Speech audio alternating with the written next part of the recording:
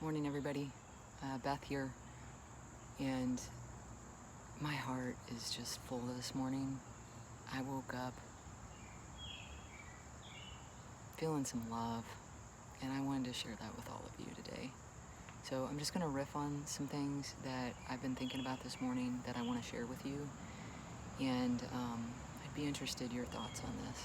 So it started this morning because every morning I read Hafiz, and this is a year with Hafiz. He's a Persian poet, in case you don't know, and I'm gonna read you how this started so it can start percolating in you too. And the title of it is Women in Their Tender Way. And before you start listening to this, I just want to point out that I don't necessarily think that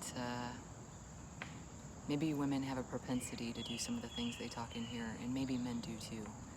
But I think that women and men can both be very tender. And so just listen with an open heart.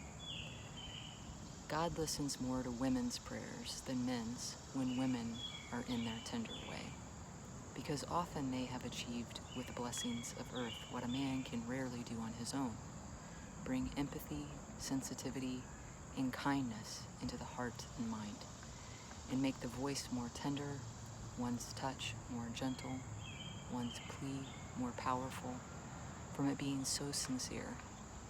It is holy blood in all that can come from a body. As if it were part of God, everything should be enshrined. And as I thought about this, I thought, I know what he means here.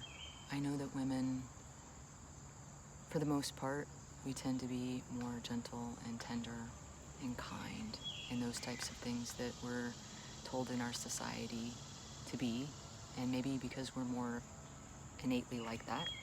But I certainly know men that are very much that way, that I love dearly, and I certainly know women that struggle to be those things. But what this does tell me, what I got to thinking about was, this is saying that empathy, sensitivity, and kindness doesn't exist in this world unless it comes through us. So think about this. We know we're souls, we're spirits, right? So I'm a human being that has a spirit inside me. But my spirit was here before my birth. So I came, depending on your orientation and what you believe, you came from somewhere else. So your spirit came from this other place, went into this body where I am now, and when I'm not here anymore, when I die, my spirit will go on. So my spirit is passing through this body, but it was here before me, and it will be here after me, right? So, empathy, sensitivity, and kindness, they don't exist. It's not like it's sitting out here in some space. It doesn't exist unless it enters through me.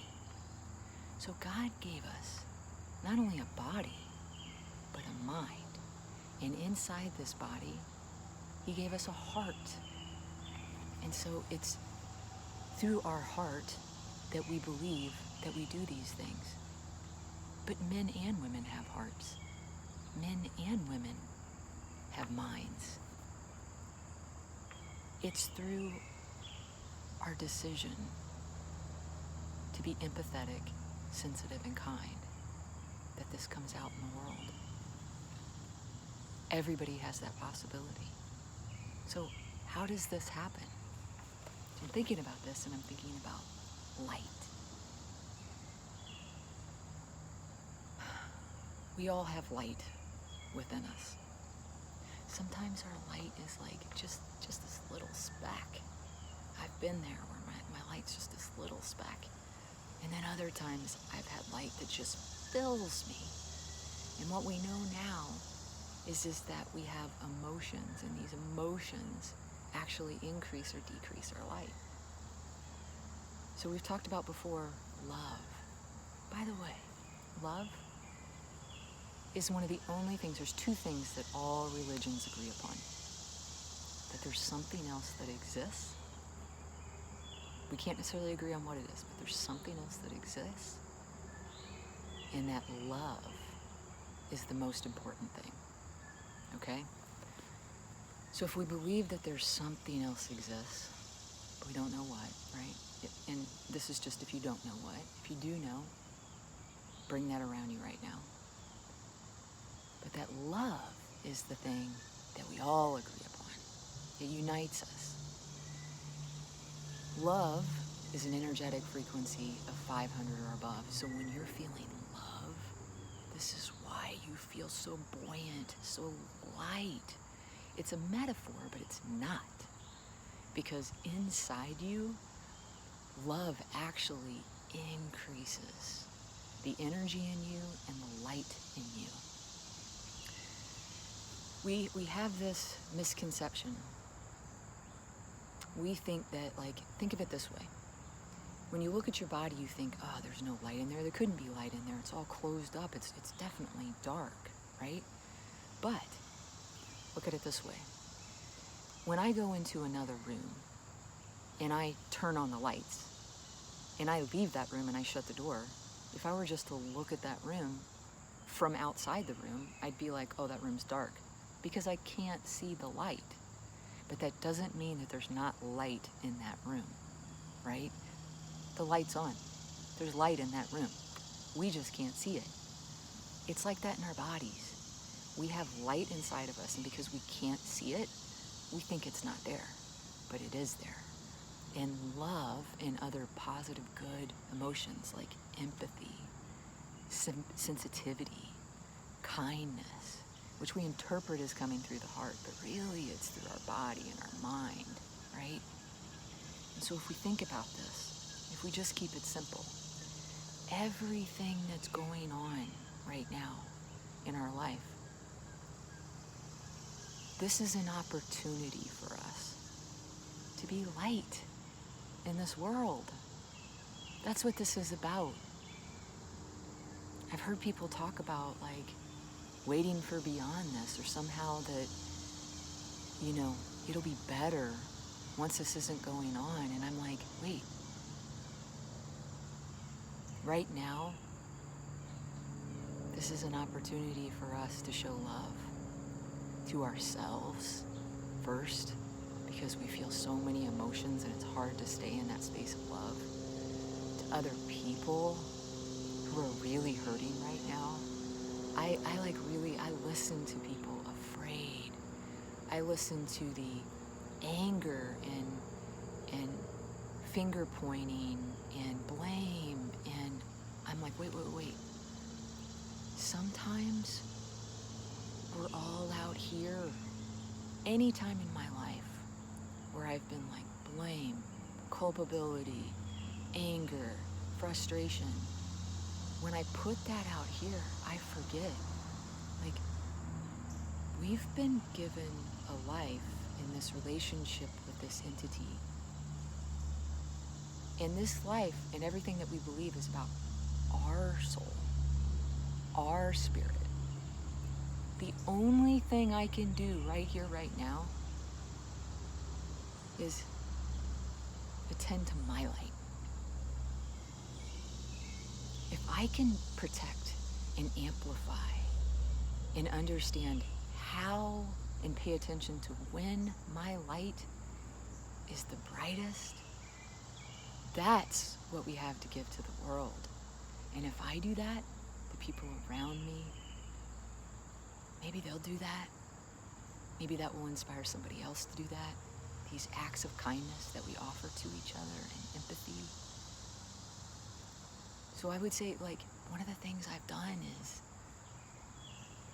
I've asked myself, where can I be more kind? If I'm feeling an emotion that isn't love, I just got to get back and centered in here and say, what amplifies that? I ask myself, what do other people do? There are people right now that are okay, and okay in a really healthy way. What are they doing? How are they attending to love within themselves and kindness towards themselves and extending that then towards other people? If anything I'm saying and putting into the world is about drawing lines in the sand, is about frustration or blame, I'm not filtering that through a space of love. And if I start with just wanting to understand that people are in spaces of fear and pain and inadequacy and uncertainty, what if I just listen from that perspective? Just offer a space where we can all just be okay. And beyond that, be really kind to each other. And I think in that space, I've just been thinking about that this morning. I think in that space, I think we can get through this. I think we can get through what's happening to us personally. And I think we can offer hope to other people. Because I believe in that. I love life. I love life now. I love life before this. And I'll love it after. But it starts with my relationship with this light, my relationship with this divine source. What are my opportunities to show love to other people today? I hope you ask yourself that question. I really do. It gave me a lot of peace today. It's really the only thing that we can do is just attend to ourselves and show that kindness towards other people. Spread your light. This is an opportunity. Stay centered in that in yourself. And we're going to get through this. Till next time.